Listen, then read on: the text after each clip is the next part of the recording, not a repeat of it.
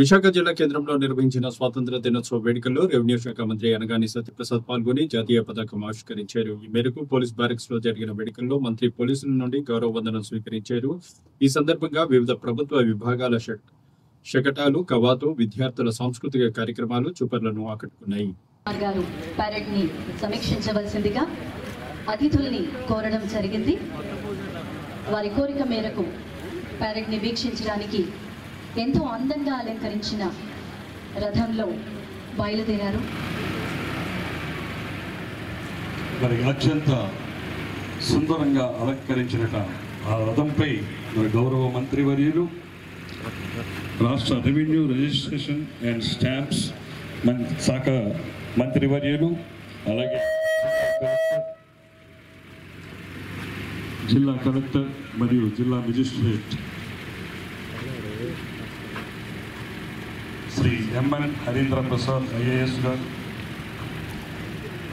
అలాగే జిల్లా commissioner of police, అలాగే additional district magistrate doctor Shankar Pratap,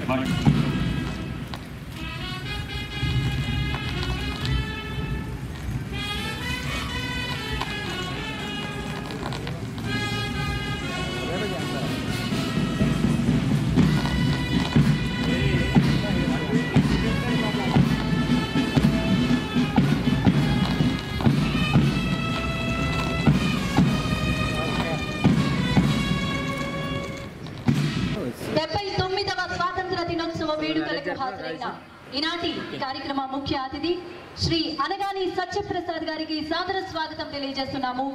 అలాగే ఎంఎన్ హరీందర్ ప్రసాద్ గారు ఐఏఎస్ కలెక్టర్, వారికి కూడా సాదర స్వాగతం తెలియజేస్తున్నాము.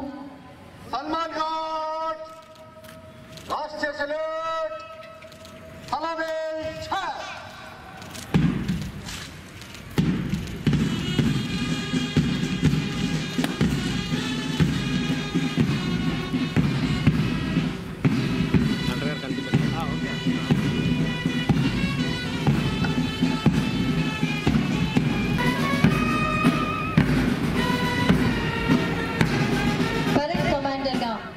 శ్రీ జెడ్ విజయ్ కుమార్ గారు వ్యవహరిస్తున్నారు. సెకండ్ ఇన్ కమాండర్ గా ఆర్ఎస్ఎల్కు విచ్చేసిన పోలీస్ బ్యారక్స్ గ్రౌండ్ లో ప్రభుత్వ యంత్రాంగం ఆధ్వర్యంలో నిర్వహిస్తున్న ఈ వేడుకలకు విచ్చేసిన ప్రతి ఒక్కరికి ధన్యవాదాలు తెలియజేసుకుంటూ, అందరికీ స్వాతంత్ర దినోత్సవ శుభాకాంక్షలు తెలియజేసుకుంటూ వారంతా అతిథులంతా కూడా వేదిక వద్దకి రాబోతున్నారు.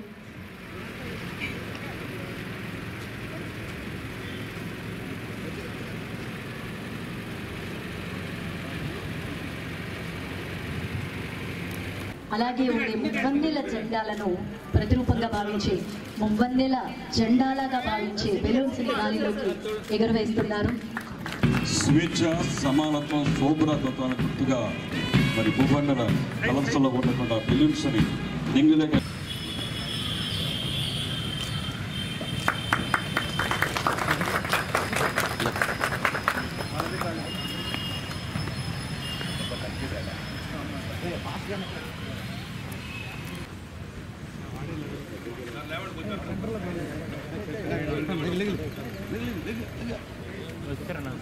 మరియు స్టాంపుల శాఖ మార్చులు గౌరవ మంత్రివర్యులు శ్రీ అనగాని సత్యప్రసాద్ గారిని అందరినీ ఉద్దేశించి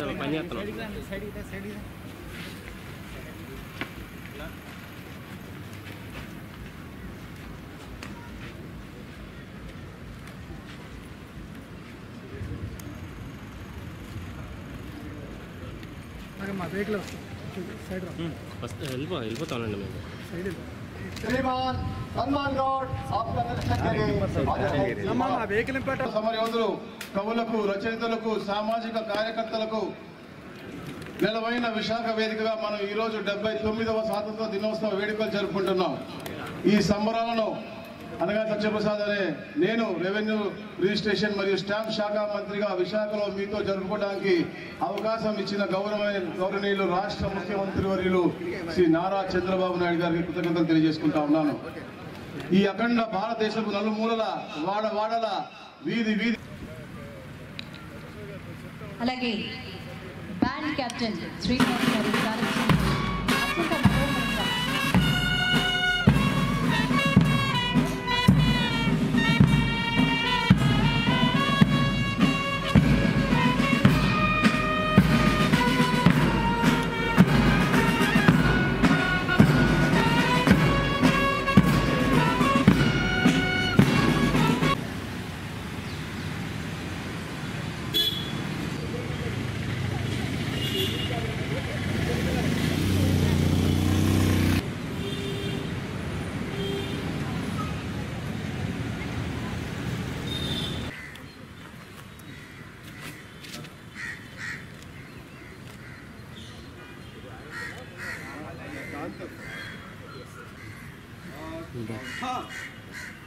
చూడు సరిపడతా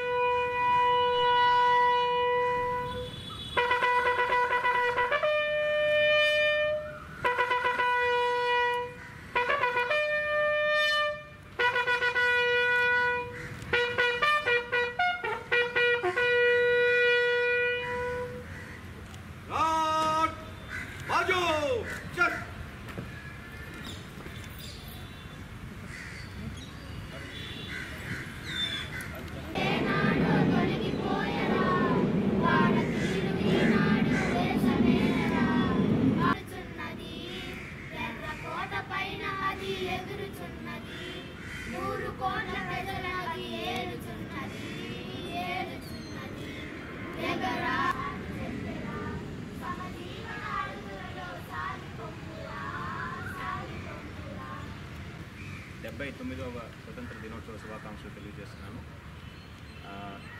78 సంవత్సరాలు పూర్తి చేసుకొని 79వ సంవత్సరాల్లో మనం అడుగు పెడుతున్నాము.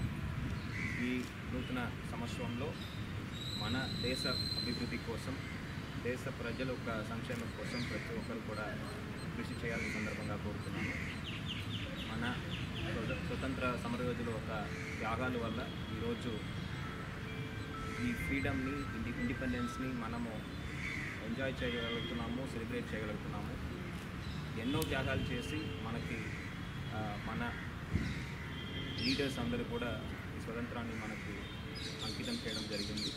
అవన్నీ కూడా ఈరోజు మనము గుర్తు తెచ్చుకొని ఆ ఫ్రీడమ్ ఒక పర్పస్ని మీట్ అయ్యే విధంగా ప్రతి ఒక్కరు కూడా భారత పౌరుడిగా గర్వంగా మన యొక్క బాధ్యతని నిర్వహించాలని సందర్భంగా కోరుతున్నాను.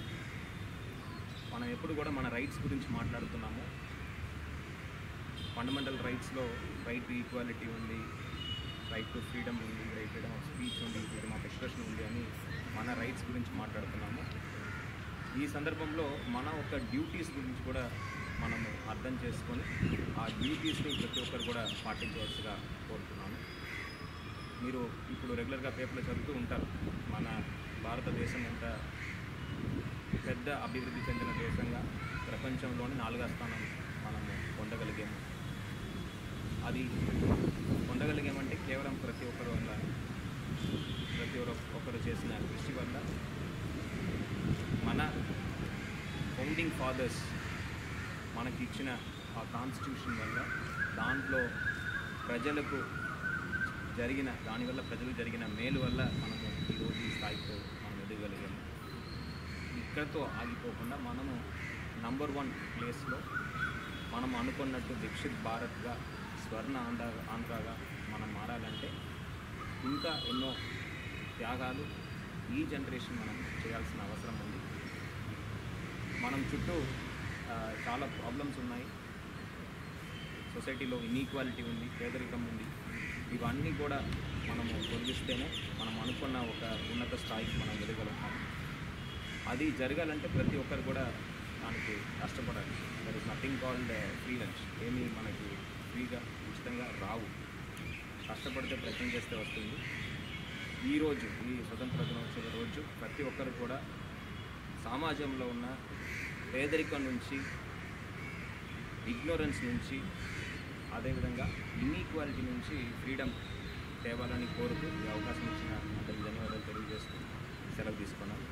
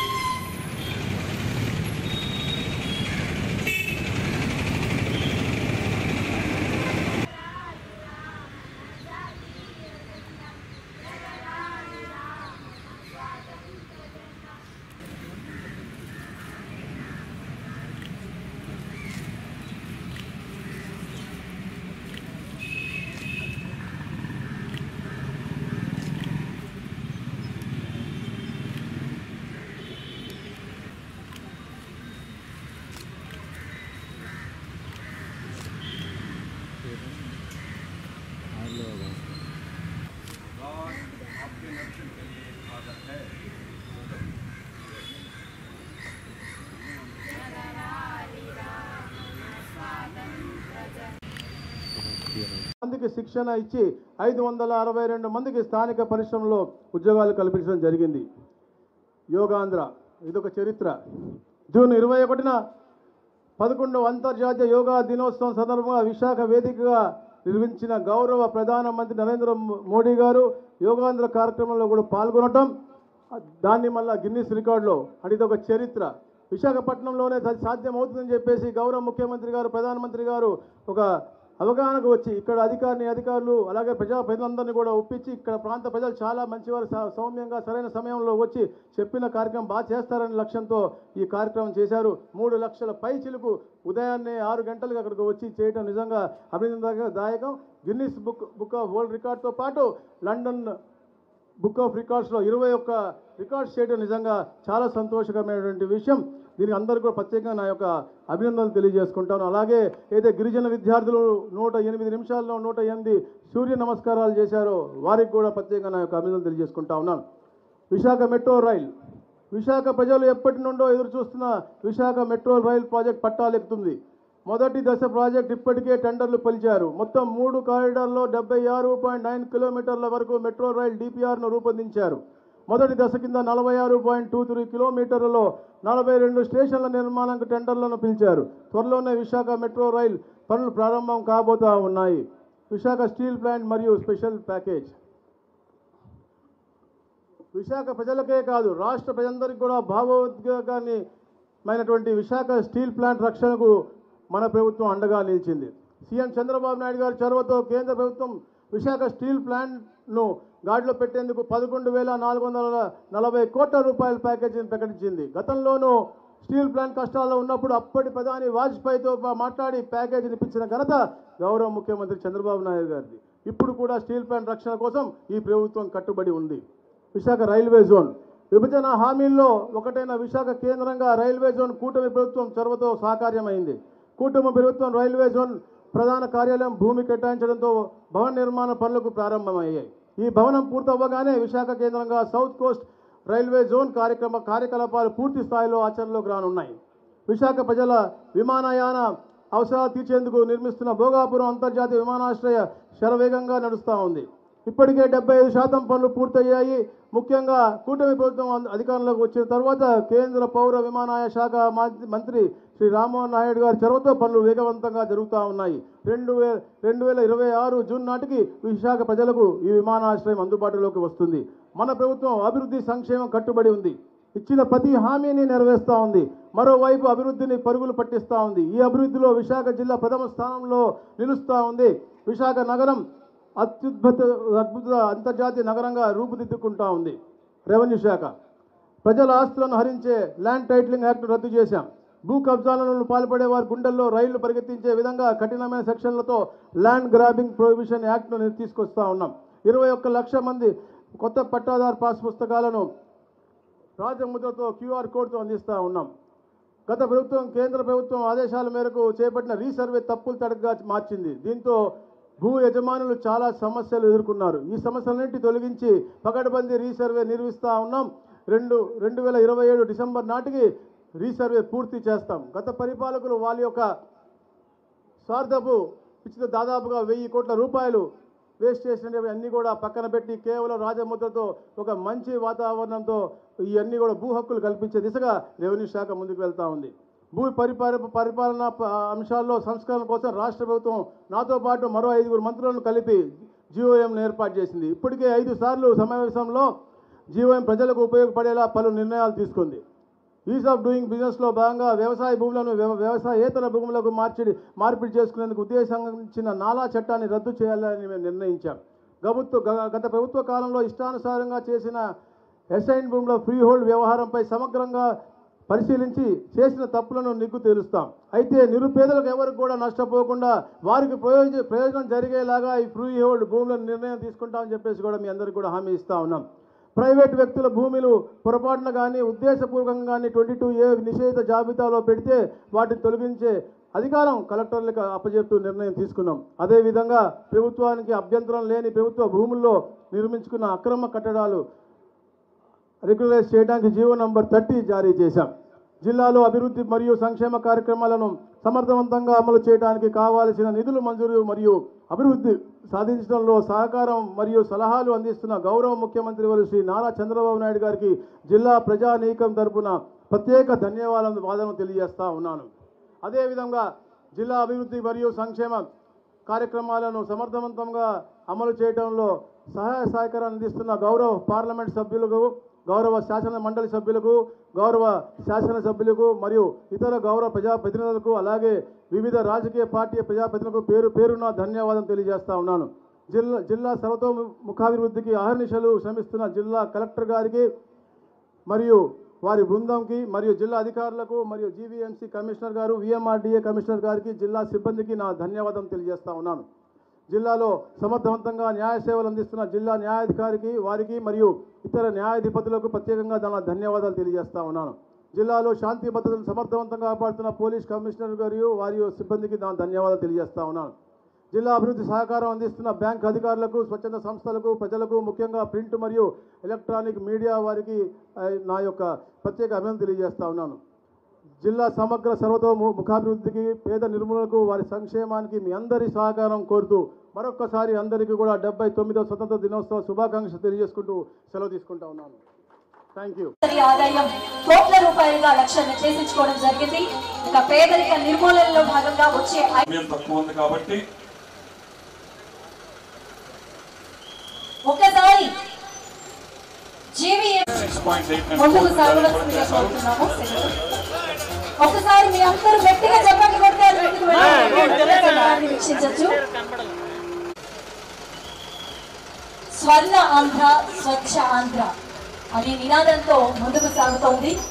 మహిళలకి ప్రాధాన్యత ఇస్తూ భావి భారత పౌరులు అన్నట్టు చిన్నారులు అన్ని రంగాల్లో ముందుండాలి అన్న టీబీ కేసులు త్వరగా గుర్తించడానికి, మరణాలు, కొత్త కేసులు తగ్గించేందుకు టీబీ ముక్త భారత్ అభియాన్ కూడా చేపడుతోంది. గ్రామీణ ప్రాంత ప్రజలకు మెరుగైన వైద్య సేవల కోసం జరిపే మొబైల్ మెడికల్ యూనిట్ ద్వారా ప్రతి నెల గ్రామాల్లో దీన్ని సరళీకృతం చేయడానికి ప్రజల పట్టణ చలనశీలతను విడుదలయ్యాయి. అలాగే పిఎంసి పాఠశాలకు భారత స్మార్ట్ సెంటర్ గైడ్స్ కోసం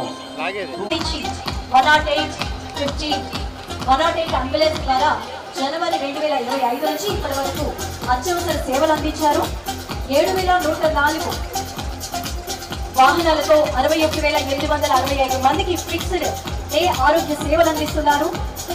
23,102 తల్లి బిడ్డ ఏసీ ఎక్స్ప్రెస్ వాహనాలతో 4,995 బాలింతలను సురక్షిత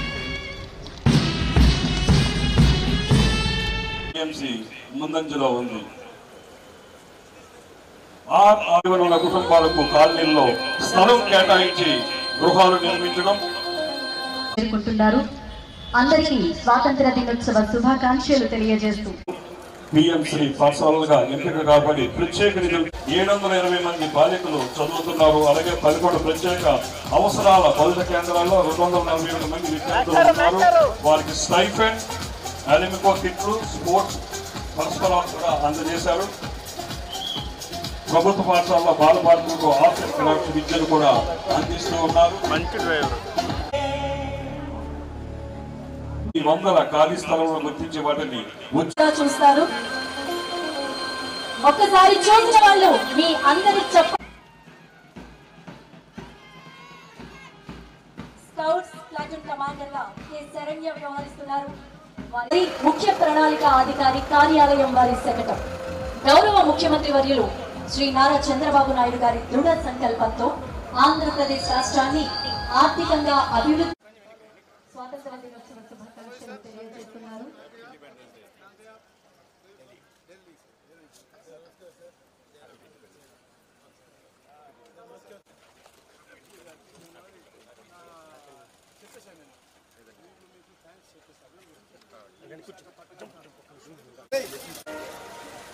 హ్యాపీ ఇండిపెండెన్స్ డే. హలో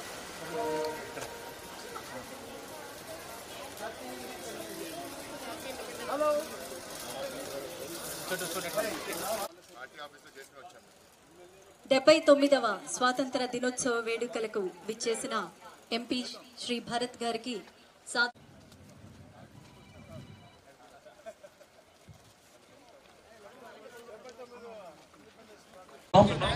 సెక్రటరీకి సంబంధించి first, second, third and consolation prices announce చేయడం జరిగింది. So first prize AP state housing corporation limited. ఒక్కసారి గట్టిగా చెప్పండి. సెకండ్ ప్రైజ్ అయింది. సో వారు కూడా సిద్ధంగా ఉండాలి. వారికి కూడా ఒక్కసారి గట్టిగా చప్పట్లు కొట్టండి. ఎంతో అందంగా ఎం లక్ష్మణరావు గారు, సిఆర్ విశాఖపట్నం సిటీ. సేవా పథకాల అనంతరం మెరిటోరియస్ అవార్డ్స్ ఇవ్వడం. బిహెచ్ భవానీ శంకర్ గారు, district revenue officer. Shri G Srinivas Kiran గారు, deputy director agriculture marketing.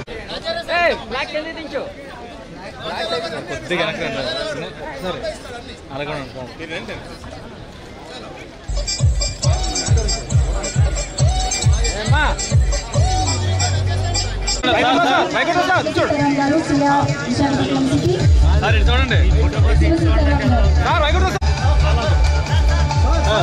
Shri KS Viswanathan గారు, ఐఏఎస్.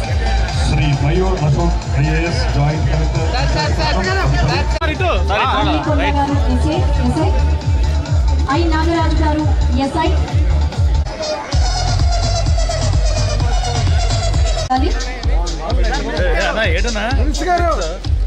మరి ఎటంటా ఉన్నా చైర్లో వేస్తారు. మళ్ళీ ఫ్లాట్ వేస్తారు.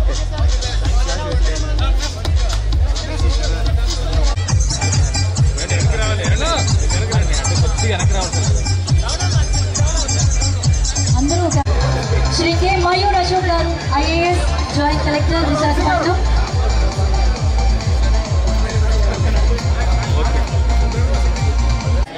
పి చంద్రశేఖర్ గారు, వారు రావాలి.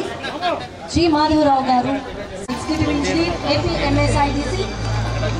శ్రీ ఏ సింహాచలం గారు, zonal manager, AP IIC.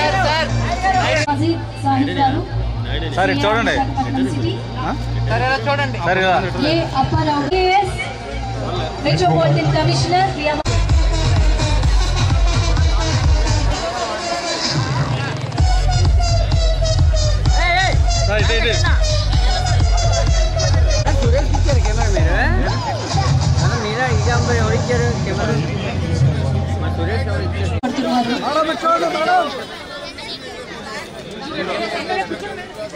KGBV చిన్నారులు పద్మనాభం. ఏ దేశం ఎగిన అంటూ 40 మంది చిన్నారులు పార్టిసిపేట్ చేశారు. వారందరూ ఒకే గ్రూప్ గా ఉండండి.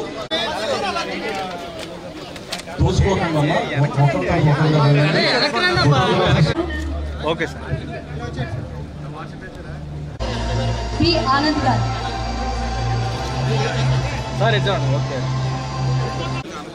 ఎందుకంటే ఈ సాంగ్ లో 90 మంది చిన్నారులు ఉన్నారు సార్. ఫోటో అనేది ఒక స్వీట్ మెమరీ కాబట్టి డిస్ట్రిక్ట్ ఆఫీసర్స్ నేమ్స్ అనౌన్స్ చేస్తారంటే కొంచెం ఆధార్లో 1 by 1 అండి. శ్రీ బిహెచ్ భవానీ శంకర్ గారు, డిస్ట్రిక్ట్ రెవెన్యూ ఆఫీసర్, సేవా పథకం. కె వైకుంఠరావు గారు, సిఆర్.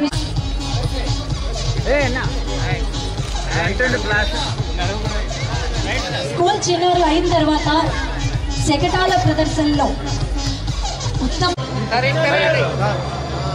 నెక్స్ట్ ఉత్కృష్ట సేవా పథకం. ఒకళ్ళ తర్వాత ఒకళ్ళు ఆర్యకొండ గారు, కన్నూరు. నాగరాజు గారు. పోలీస్ పథకాలు తీసుకునే వారు కూడా సిద్ధంగా ఉంటారు.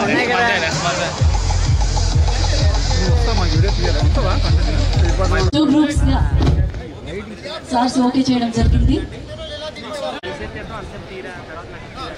అలాగే పోలీస్ యాంత్రిక్ సురక్ష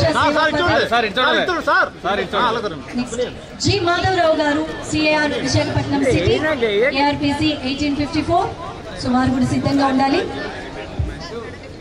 తర్వాత డిస్ట్రిక్ట్ ఆఫీసర్ సిద్ధంగా ఉండాలి. తదుపరి శ్రీమతి కల్పనా కుమారి IAS BC and MD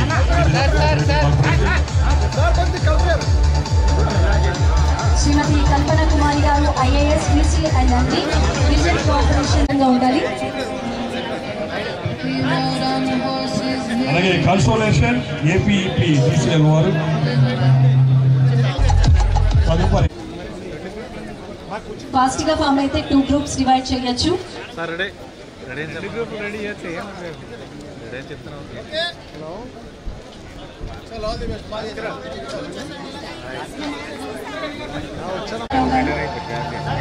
Srinivasarao గారు ఏఎస్ఐ సిఎస్బి విశాఖ ఆర్డర్ లో 1 by 1 వేదిక మీదకి రావాల్సిందిగా కోరుతున్నాము. పోలీస్ పథకాలు ప్రైజ్ గా ఏపీఈపీ డిసిఎల్ వారికి వచ్చింది. వారందరూ కూడా అనౌన్స్మెంట్ చేసిన వెంటనే మేము అనౌన్స్మెంట్ చేస్తాం. దాని ప్రకారం ఫాలో అవ్వాల్సిందిగా కోరుతున్నాం. పోలీస్ సేవా పథకాలు అయిపోయాయండి. Meritorious awards AIS officer. తర్వాత శ్రీ పృథ్వీ తేజ్ ఇమాని గారు ఐఏఎస్ చైర్మన్ అండ్ మేనేజింగ్